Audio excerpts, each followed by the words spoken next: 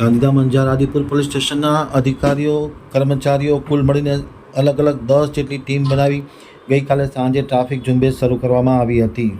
હવે જોઈએ ગાંધીધામ આમતક ન્યૂઝ બ્યુરોનો એક વિસ્તૃત અહેવાલ. પૂર્વક જ ગાંધીધામ જિલ્લા પોલીસ દ્વારા નિયમોનું પાલન ન કરતા વાહન ચાલકો સામે કાયદેસરની કાર્યવાહી કરી દંડ ફટકારવાનું આવ્યું હતું. નવરાત્રિને લઈ ગાંધીધામ એ, બી ડિવિઝન, અંજાર, આદિપુર મહિલા, કંડલા, દુધઈ પોલીસ સ્ટેશનના અધિકારી અને કર્મચારીની અલગ અલગ 10 ટીમો બનાવવામાં આવી હતી, જેમાં 1 પીઆઈ, 10 પીએસઆઈ, 100 પોલીસ કર્મચારીઓ સાથે ગઈકાલે સાંજે એક ખાસ ડ્રાઈવનું આયોજન કરવામાં આવ્યું હતું, જેમાં અલગ અલગ પ્રકારના ટ્રાફિકને લગતા MV એક્ટ 207 મુજબ 100 વાહન ડિટેન કરી 210 NC કેસ કરી 1,02,100 દંડ ફટકારવામાં આવ્યો હતો.